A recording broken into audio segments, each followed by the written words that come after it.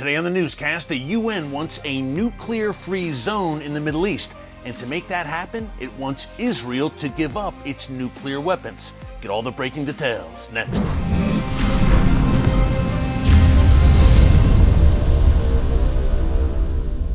Hey folks, Erick Stakelbeck here. Welcome to the Watchman Newscast.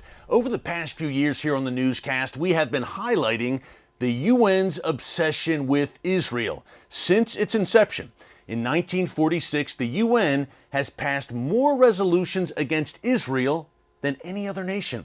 Folks, think about that. More resolutions against Israel, a nation the size of the state of New Jersey, than against China, Iran, Syria, North Korea, the former nations of the Soviet Union. The list goes on of rogue regimes that have largely gotten a pass, as Israel has been targeted with hundreds of resolutions over the past almost 80 years now by the United Nations. That checkered track record continued late last week, and this really may be one of the most dangerous anti-Israel resolutions passed yet at the UN. We're going to break it down in a minute. Before I do, I just want to encourage you to subscribe to the Watchman News channel right here on YouTube and click the notification bell so you get alerts every time a new video is posted. Hey folks, we're posting every day, Monday through Friday, and now we're posting on Saturdays as well. You don't want to miss any of the updates here on the Watchman Newscast.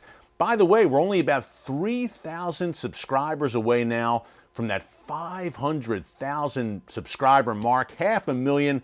Hard to believe. We thank all of you, and of course we thank God Almighty for continuing to help us get the word out here on the channel. So we'd love for you to come shoulder to shoulder with us as watchmen and women on the wall and subscribe. Okay, let's break down this latest UN resolution passed by the UN General Assembly's first committee late last week. Now, the first committee of the General Assembly focuses on nuclear disarmament issues and international security, and Israel is apparently at the top of their list now. By a vote, overwhelmingly, folks, this passed, by a vote of 152 to 5, the UN General Assembly called on Israel to give up its nuclear weapons and to place its nuclear sites under the supervision of the UN's atomic watchdog, also known as the International Atomic Energy Agency.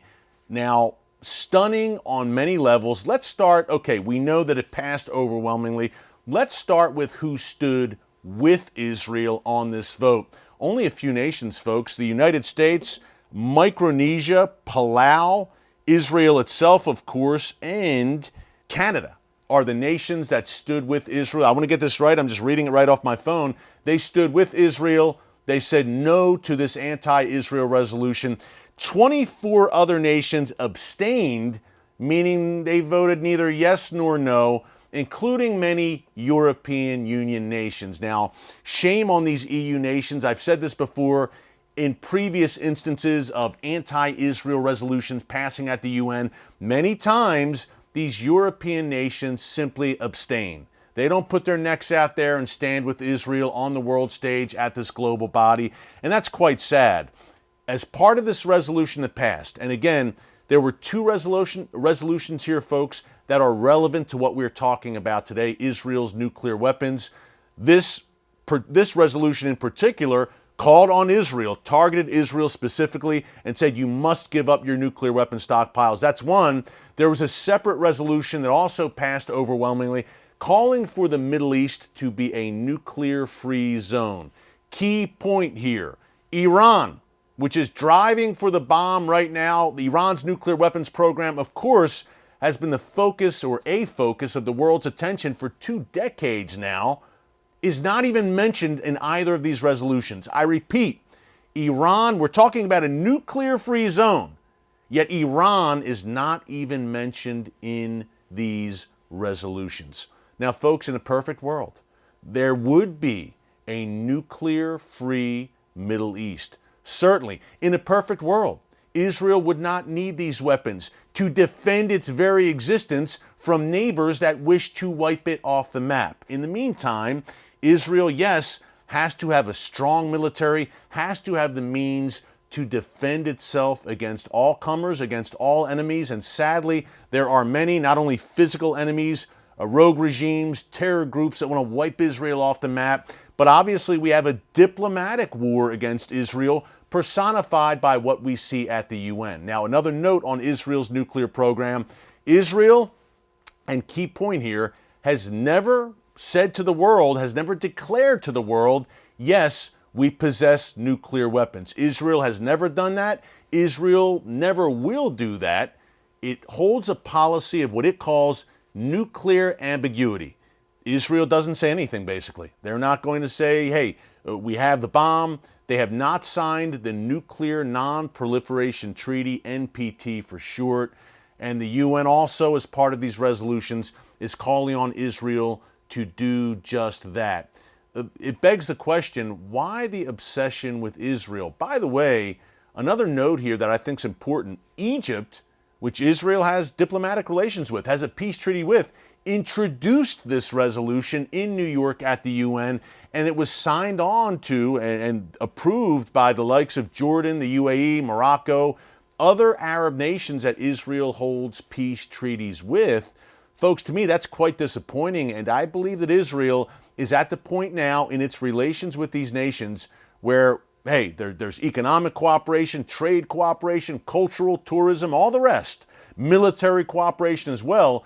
Israel, I believe, folks, needs to demand of these nations, and in particular those Abraham Accords nations, that they stand with Israel at the UN. All of these nations, folks, I can tell you very clearly from firsthand personal experience, the Sunni Arab nations are very concerned, and that's an understatement, about the looming nuclear Iranian threat. Yet you're signing on to resolutions singling out Israel's nuclear program, resolutions that do not even mention the real threat, the Iranian regime. Now, many believe Israel has had nuclear weapons since probably the 1960s. Obviously, Israel has never used them. Can we say the same thing about the Iranian regime if it were to get its hands on the bomb, on the world's deadliest weapons? Folks, I believe the Iranian regime's ideology demands that they use the world's deadliest weapons to make that goal of wiping Israel off the map a reality. Yet Iran, again, not mentioned in these resolutions, Israel targeted, and it hasn't gotten a lot of mainstream media coverage, these resolutions. Surprise, surprise, but that's why we do what we do here on the newscast. What do you think? I'd love to hear your comments here in the comments section. Does this have larger ramifications? Yes, prophetic ramifications. Will we get to a point where the world is coming against Israel on the nuclear issue? We know we're going to get to a point where most of the world is coming against Israel, and in particular Jerusalem. Just read Zechariah. But will the nuclear issue become a big one, especially as there is a push, obviously, to prevent the Iranian regime from acquiring nuclear weapons? There seems to be an effort here at the UN to put the Iranian regime and Israel on equal moral footing.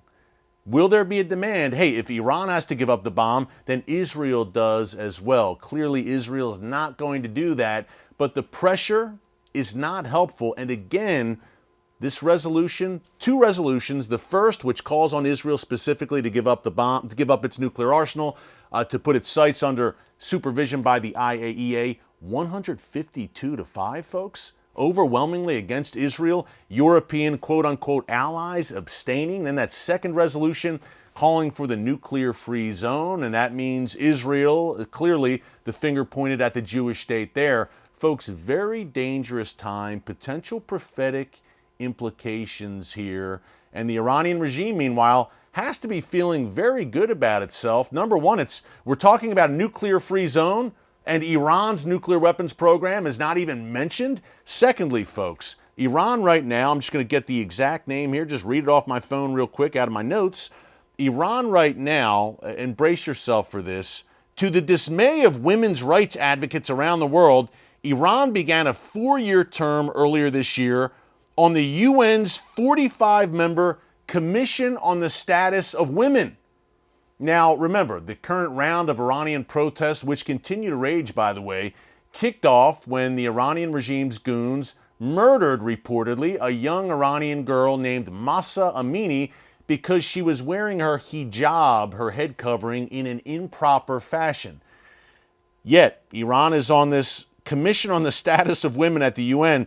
This preeminent global body is exclusively dedicated to promoting gender equality and women's empowerment. Nothing says women's empowerment more than enslaving women, essentially, like the Iranian regime is doing, and forcing them to wear the hijab. So this is the hypocrisy of the UN on full display. They've got the Jewish state in their crosshairs, but guess what?